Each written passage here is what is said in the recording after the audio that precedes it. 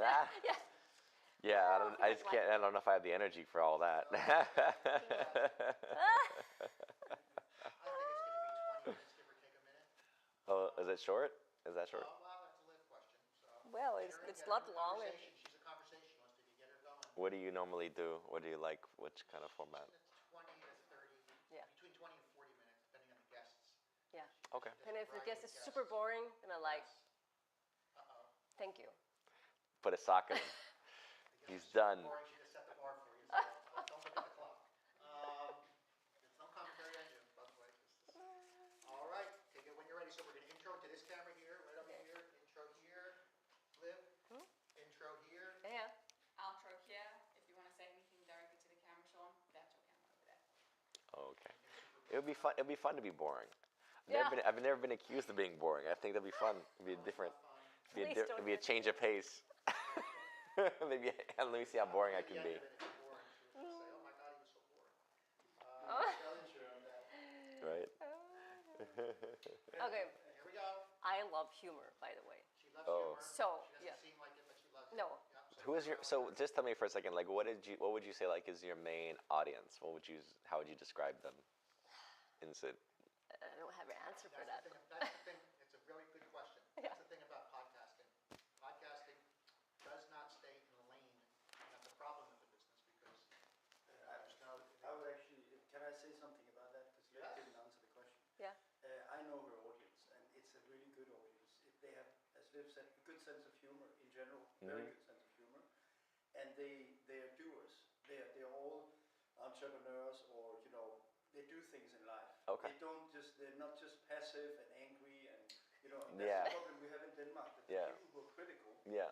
which is obviously totally necessary to be, but they have kind of a angry, and there's every reason to be angry. Yeah. But it's just great. At the same time, I think it's important to have the humor and to do something. That's right. That's actually the people who I know always comments and follows live in Denmark. Okay. So it's good to know because you never know. Yeah. No. I appreciate that. Because I Yeah. always get confused when people ask me, so tell about yourself. I'm like, which version should I tell about? I have so many. That's tell it. And like, I don't know who I am, but I know. Let's say kind of not stiff, but more like because she wants to go back to the old world. Yeah. That Yeah. we used to have. Yeah.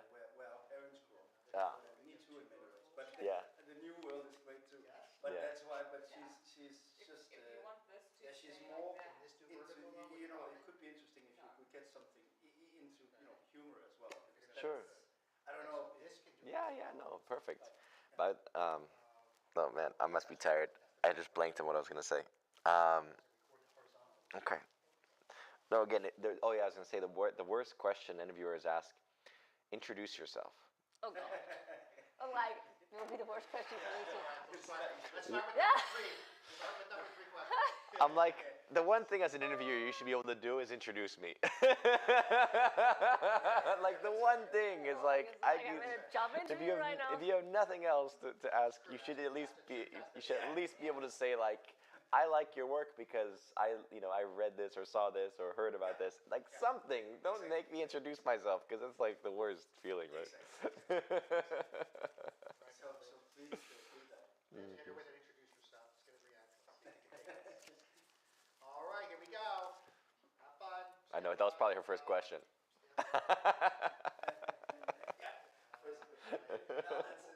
She just crashed it out. The first question, how do you like to introduce yourself? Okay. You're good. No, we're not ready. You're not good. What do we do? That's me, Angela. Go for it. Hello everyone and welcome back to more Blonde Talk. Today's guest, he's so talented that he make multitasking look like a walk in the park. He's not only an actor, filmmaker, writer, but he is Sean Stone. Hey Sean, Hello. thank you for taking time to come with me today. Absolutely. No, it's a pleasure. I don't even know where to start. You've been in Japan, you have traveled the world, you stayed in Portugal, and you brought up with the film industry in your back pocket. And funny enough that actually traveling and the film industry have kind of gone hand in hand in my life because I was very lucky. My dad was making movies in like Mexico when I was 6 months old, in the Philippines when I was 2. So it was part of my upbringing, actually, was not to be a Hollywood kid. It was actually, yeah, I guess my dad was like making films that mattered in Hollywood, but more importantly, he was doing them independently oftentimes, and really, taking us all over. He took me to like Tibet and India when I was 10 years old, and to Africa, to East Africa when I was 15, and really opened my eyes to a lot of cultures. And so I've been blessed to be able to have traveled probably more than most Americans. Definitely. And talking about your dad, because everyone knows he's like a legend, made a lot of great movies. What do you think that his influence shaped your career in a way of like seeing the world from different place, Yeah. being Controversial, Yeah. being outside the box thinker. yeah, It's like I think I've told this story before. I was 10 years old, and he was making the film Nixon, and so I was in 5th grade, and I was like, okay, you have to do a project on a president in 5th grade, write your little report, and I'm like, okay, I'm going to do Nixon because my dad's doing a film on him. I thought that would be cool to like kind of like learn about who he's, because I have a 10-year-old perspective on it. My dad's like, well, don't just read the American perspective. You should look at the Chinese perspective wow, and the Russian perspective. And I'm like, the hell are you talking about? Like, I don't speak Chinese. Like, how am I supposed to figure that out? so did you learn to speak a little Chinese of that, or? No, but the point is that it was like, he was basically saying, don't trust the how do you say, the American history the American school history perspective, and that very much Why do you think he would sunk say that? into. Is that a real question? Yes. because Why? Don't trust anything. Well, I'll explain why you would say that. So I was in high school when I started to explore, let's say things outside of our curriculum, right? In America, especially with history, it's like the textbook approach to, then there's the Vietnam War because we're going to stop communism, and then there's, then Kennedy's assassinated by, Lee Harvey Oswald, and all this stuff that as you study more and you look at different perspectives, you realize, well, a lot of this is conjecture or, false, sometimes patently false information, right? I mean, that's why there have been great, books. I mean, great historians like Howard Zinn's People's History of the United States, or I remember reading William Blum's Killing Hope about the CIA, black operations that no one teaches you when you're in school, and then you start to realize, oh my God, the CIA has been overthrowing governments and fomenting revolutions and getting us into Vietnam in the first place. It was very much a CIA war, or involved in drug trafficking, for example, right? All these things that I started to study. So I ended up studying history at college and doing my thesis work on the New World Order, which became a book that I wrote. But why, to answer your question, why would he say that? Because the more you study history, the more you realize, well, there's a great quote, like, history is a pack of lies agreed upon. Most history, you don't have any idea. There's maybe, you go back into, like, I remember studying the Crusades, and you have like 3 sources that are original, and they're all operating within the court of the king, right? So there's already a perspective that is going to have to fit the narrative of whoever's in power. You can't have a completely renegade, history being written that's going to be preserved, right? It'll be destroyed, as we saw throughout history, the burning of books, right? That's how many times was Alexandria's library burned and destroyed. So And we also saw during the Holocaust, that. the Holocaust was a burning of books, but thankfully at that point those books were out there. But the censorship that we're seeing now is not a new phenomenon. This has been thousands of years of censorship, which is the irony of it, to say, like, are we really so stupid that we're still agreeing with censorship? And now when people agree with it, you understand how easy it's been to wipe out books throughout history and wipe out information, and or I should say, to only preserve it through more secret societies and secret channels. And oftentimes secret societies have been blamed for things, but actually what they're doing is preserving information that the public wasn't ready to know. But don't you think, just within the last 3 or 4 years, that people are more aware of the censorship than was before? Because for me, just like 5 years ago, I wasn't aware of nothing like we talk about censorship in that sense. that Well- you are being like shadow banned, that people are saying like have a different narrative, who are speaking out in a different way, getting toned down, It's or it's even been threatened, you know. it's been an awakening, as we call it, like the Great Awakening, for a reason. Very apropos. I would love to know where that meme, that concept came from in 2020, because I remember just seeing that like hashtag, the Great Awakening. All of a sudden, it was like, wow, something put it out into the zeitgeist, right? Who put it into the zeitgeist? Because it was a great awakening of people realizing things that people like myself had been studying for decades and talking about and doing. Conspiracy Theory, the show with Jesse Ventura, or Buzzsaw, my YouTube show that got picked up by Gaia, or doing interviews for RT, and a lot of things that I had been talking about or shared are now openly talked about. The sex trafficking, pedophilia, and the rigging of elections. You name it. The conspiracy, the nature of the conspiratorial world. It's like people started to realize, oh my gosh, the systems of power that maybe they believed in, or in some way like were just kind of either ignorant of or ignored. You couldn't ignore, because 2020 brought it all to the surface. It said, okay, you can't ignore government power and excess power anymore. Okay, you may disagree with excess power before that, but when it came to 2020 and the government trying to force you to shut down your business, right? To tell you you can't gather, to tell you can't go to church, to tell you you can't protest unless, you can protest for BLM, but you can't protest against lockdowns. All of a sudden, the hypocrisy, it was like people start to see it, and that you can't unsee. That's what consciousness, so beautiful about consciousness. You can't just unsee it. Maybe they're trying to manipulate memory, and there are very advanced techniques, I think, for mind control, right? So they've been working on this for decades. If you study MK Ultra programming, and they tried to wipe out memories, and I think there are things that you can do to traumatize people and to basically create altars, or to traumatize them in a way to create responses. But ultimately, the human spirit does have this essence that is transcendent. People would say it comes from a higher power, whether you believe in God, the creator of the Bible, or the many gods. It doesn't matter. There's a higher power at work, right? Yeah. And that's something that can't be taken away. But that's the transhuman agenda now, as we've seen people like what's his name, Harari, right? The Israeli philosopher, right? He's worked with the WEF, with Klaus Schwab, and he's a big proponent of the idea. We can kind of manipulate free will, and there's no spirit, and that's the transhuman idea, that we can just remake the human.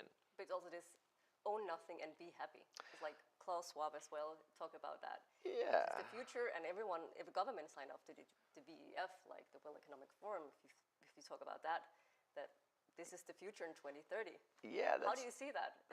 So it's so interesting when they said something like, you will own nothing and be happy, because I thought that sounds convenient. Like after travel around the world and have only my luggage with me, like quite convenient life.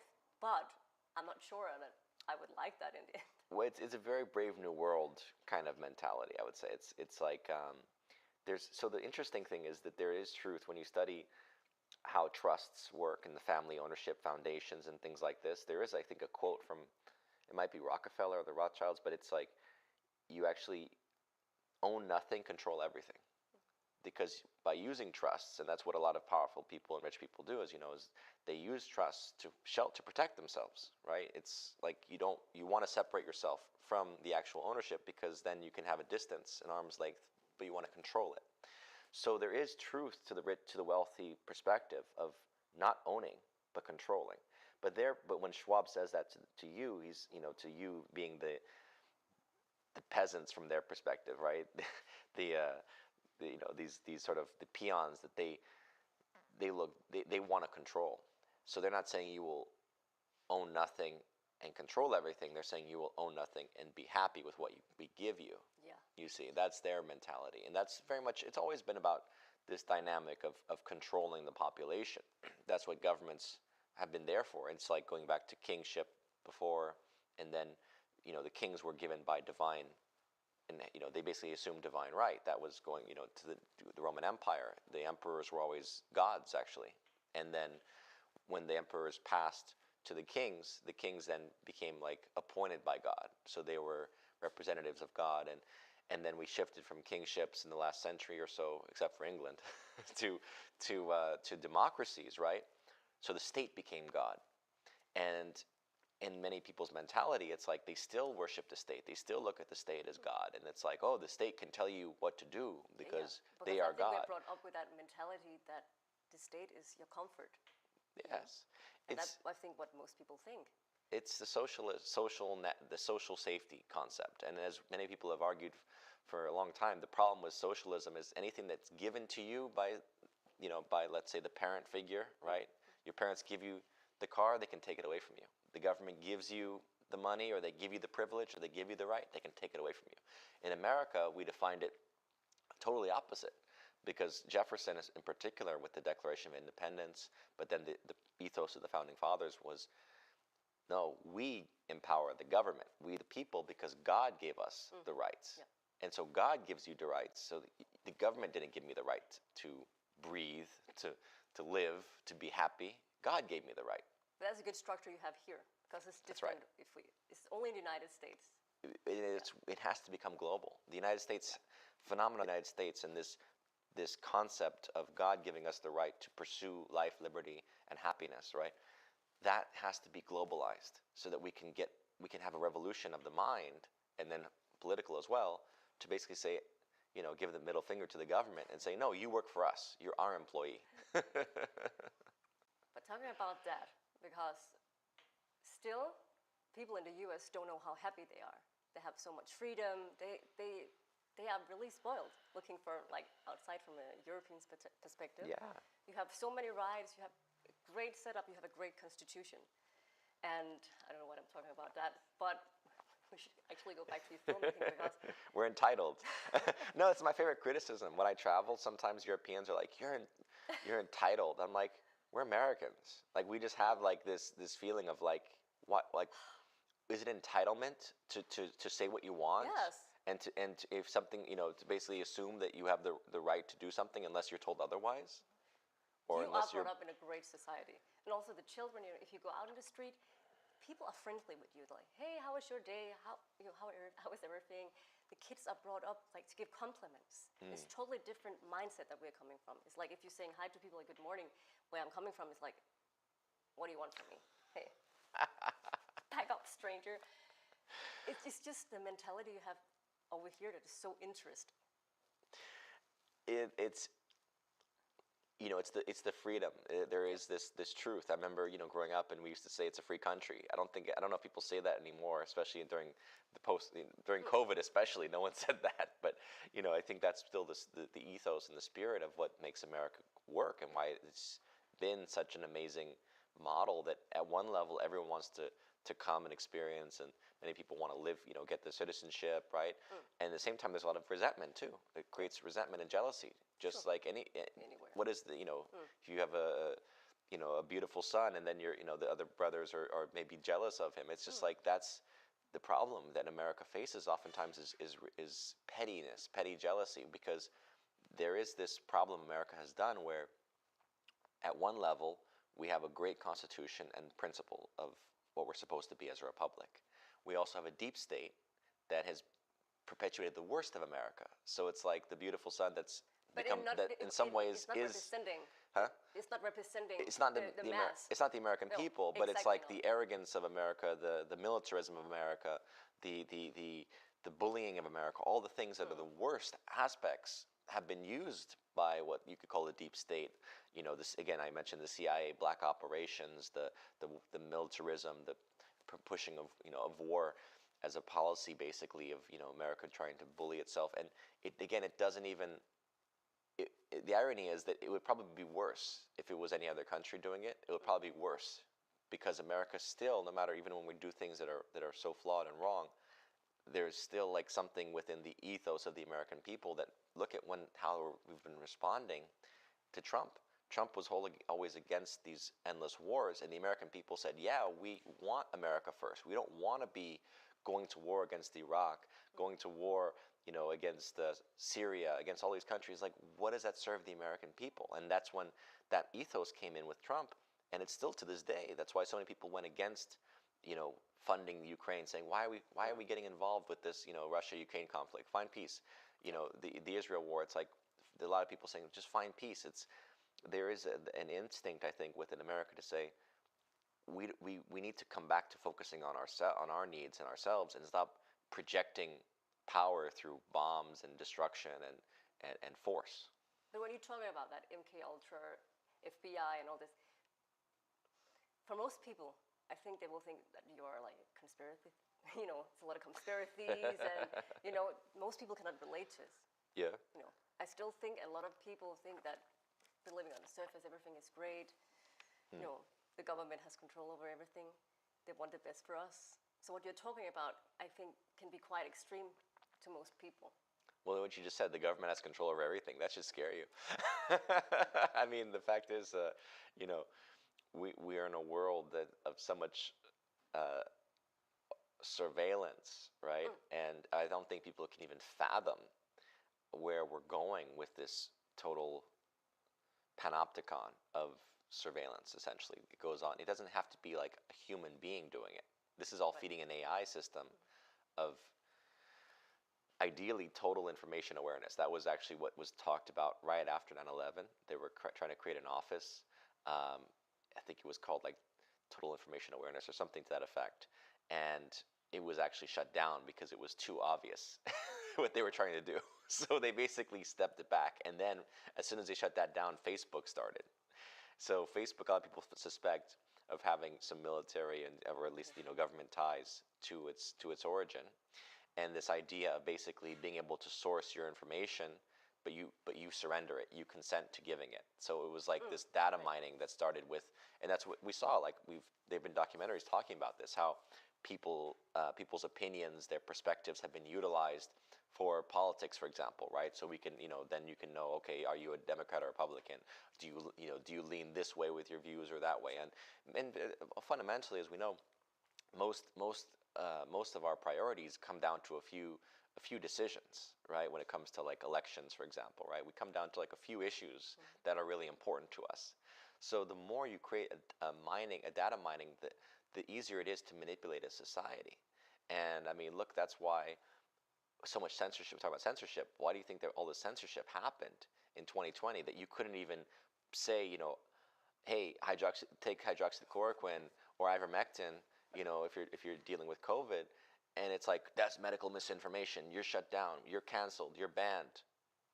My YouTube was taken down because we talked about the election being rigged. You can't say that. That's pretty scary. If that doesn't scare people, then they don't realize that that's the basis of all dictatorships, all totalitarian systems, has begun with censoring what can and can't be said. Right. So do you think that's why that you only just acting and been acting and doing filmmaking? Do you think that's where your motivation from documentary comes from?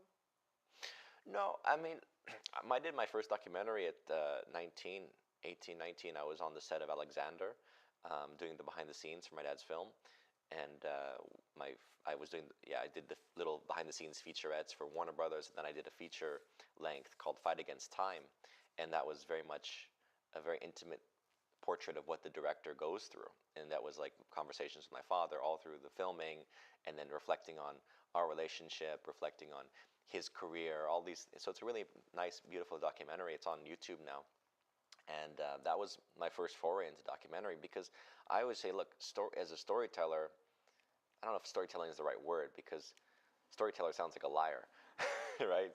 You call it, oh, he's a good storyteller, right? No, but like, we're trying to basically affect consciousness. We're trying to tell stories, to affect the way people see the world, to helpfully give them perspectives that they're not getting from the other films or from the regular media. And so when you're working to tell stories, some stories, as you know, like if you have access to someone like my father or someone that you're interviewing, and they become an actor. So you have a documentary. You don't, but if you don't have access to the footage or to the character, then you want to recreate it, right? So then you want to make a feature. They're just different ways of telling. There's different languages, right? There's different portrayals. But as we know, documentaries can be more fascinating than fictional movies, or vice versa. just depends on what you're working with. So is there any specific documentary you have been working on, or any specific project that holds a special place in your heart, from being like, this is special and this is... No, because it's like saying, like, which of your children do you like better? Oh, right. I mean, when we used to say it's a place from our heart, I really believe that artists are reflecting aspects of themselves. And this is actually the disappointing thing to me with so many films and so many artists, so-called artists, or people that are just doing it as a business.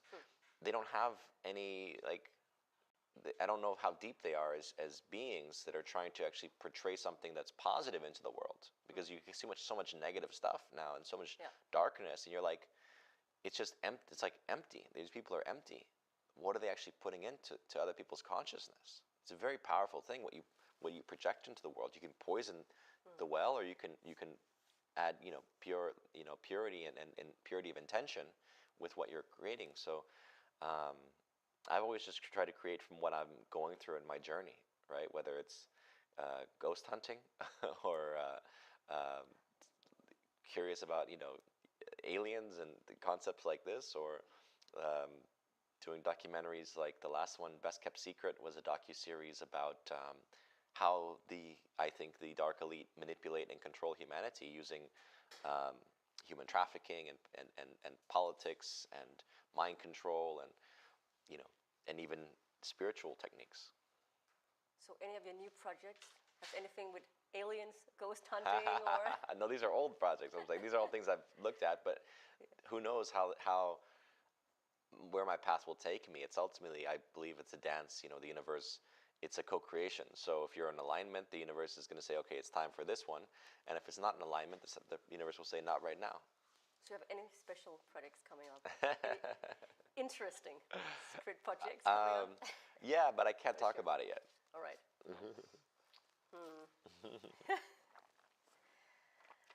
All right, let's see.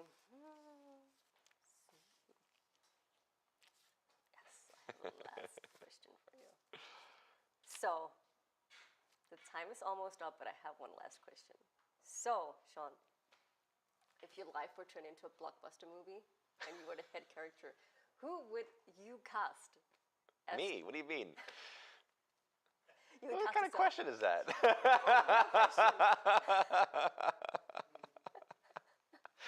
It's funny that the interviewer asked Trump that, like in the 70s, what would you who would play you? And he's like, I would play myself. Wait, what are you talking about? If you could not select yourself, who would be the lead character?